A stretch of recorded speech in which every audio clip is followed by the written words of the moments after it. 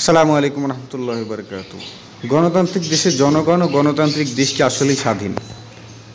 আমাদের দেশে না, শুধু বিভিন্ন দেশের গণতান্ত্রিক দেশের মুসলমানরা বা গণতান্ত্রিক দেশের জনগণরা তারা নিজেদেরকে স্বাধীন ভাবে, এটা সম্পূর্ণ মিথ্যা, ধোঁকাবাজি আর প্রতারণা।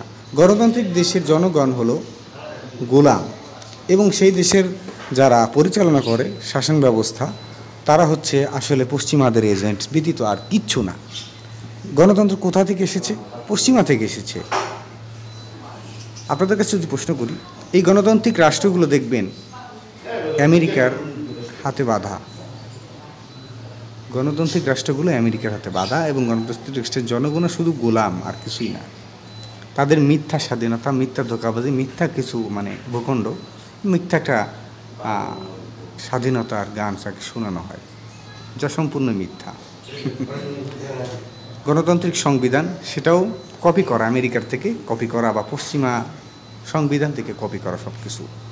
তো এখানে যারা রাজা তারা থাকে, যারা রাষ্ট্রপ্রধানরা থাকে, এরা মূলত থাকে হলো পশ্চিমাদের এজেন্ট ব্যতীত আর কিছু নয়। পশ্চিমারা হিউজ পরিমাণ তাদেরকে সাহায্য করে, এবং তারা এভাবেই শাসনকার্য পরিচালনা করছে বছরকে বছর ধরে। যখন একটি রাজনৈতিক দলের অবস্থা খারাপ হয়ে যায়, তখন নতুন একটা রাজনৈতিক দলকে তারা ক্ষমতায় বসায়, এবং তাদের দ্বারাই দেশটা পরিচালনা করে। মূলত আমরা জানি যে এদের নিয়ন্ত্রণ করে পশ্চিমারা, আর কিছুই না। এখানে মুসলমান যতই থাকুক বা অন্যান্য ধর্মের মানুষ যতই থাকুক, দেখবেন যে সেকুলার তারা ধর্মনিরপেক্ষতাকে আগে নিয়ে আসে। তারা মূলত এটা বুঝাতে চায় যে সবাই মিলেমিশে থাকো, কারোর প্রতি কোনো অসম্মান হবে না, এই হবে না, যাবে না। আসলে মূলত এগুলো সম্পূর্ণ মিথ্যা কথা।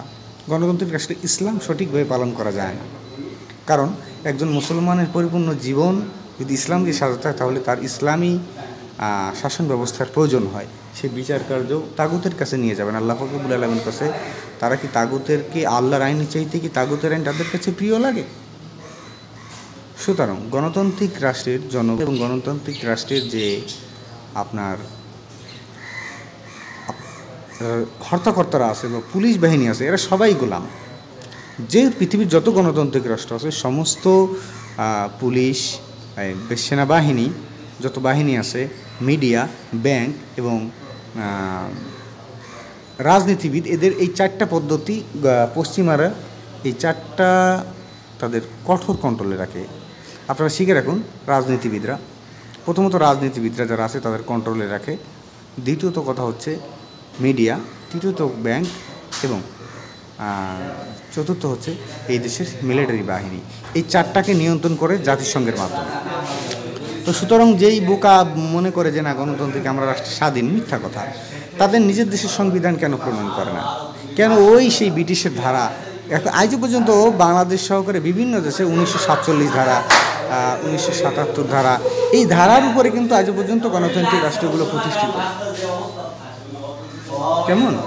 সুতরাং এই গণতান্ত্রিক রাষ্ট্র কোনোদিনই কোনো স্বাধীন রাষ্ট্র না, এগুলো হলো গোলামি রাষ্ট্র। আর এদের যারা আপনার রাজনীতিবিদরা আছে, তারা তো তাদের কন্ট্রোলেই আছে। দেখবেন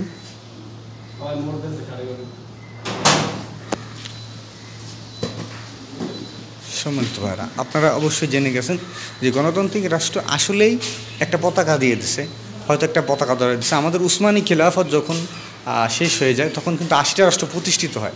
এর আগে কিন্তু সব উসমানী বলতো, এখন কেউ লেবানি, কেউ আরবি, কেউ সৌদি আরবি, বা কেউ আমিরাতি, কেউ ওমানি, এগুলো কিন্তু সম্বোধন করে। অথচ এই দেশগুলো যদি আবার দখল করে নেওয়া হয়, অন্য একটা জাতিসত্তা আমাদের সামনে নিয়ে আসবে। সুতরাং কতটা হাস্যকর বিষয় যে আমাদের জাতির পরিচয় আমাদের পাল্টে যায়। আমি আগে মুসলিম, তারপরে সব কিছু। আই এম এ মুসলিম, আমি কোনো জাতি না, কোনো না, আমি মুসলমান। আল্লাহ রাব্বুল আলামিন বলছেন, মিল্লাত আবিকুম ইব্রাহিম হুয়া সাম্মাকুমুল মুসলিমিন। আমাদের পিতা হযরত ইব্রাহিম আলাইহিস সালাম আমাদের নাম মুসলমান রেখেছেন। শুধু না, আমরা মুসলমান, আমরা অন্য কোনো বাঙালি, পাকিস্তানি বা পাকিস্তানি না, আমরা আফগানি, আমরা শুধুমাত্র মুসলমান। পৃথিবীর যে কোনো ভূখণ্ডে থাকি, যেই স্থানে থাকি, আমরা মুসলমান। এই নোংরা সংস্কৃতি থেকে নিজেদেরকে দূরে রাখুন, এবং এই নোংরামি থেকে নিজেদেরকে হেফাজত করুন। এখনই সময়, চেতনাকে জাগিয়ে তুলুন, আল্লাহর দ্বীনকে প্রতিষ্ঠা করুন, কোরআনের আইনের জন্য চেষ্টা করুন। কারণ শরিয়ার মধ্যে আমাদের প্রাণ নিহিত। শরিয়াত ছাড়া একজন মুসলমান কখনো শান্তি মতো বসবাস করতে পারে না। শরিয়াত ছাড়া একজন মুসলমান নিজেদের ঈমান আমল আকীদা নিয়ে ঠিক থাকতে পারে না। শরিয়াত ছাড়া কোনো দিন কোনো মুসলমান শান্তিতে থাকতে পারে না। মাছের যেমন পানি, মুসলমানের তেমনি শরিয়াত প্রয়োজন, বা কোরআনের আইনের রাষ্ট্র। আল্লাহ আমাদের বোঝার তৌফিক দিক।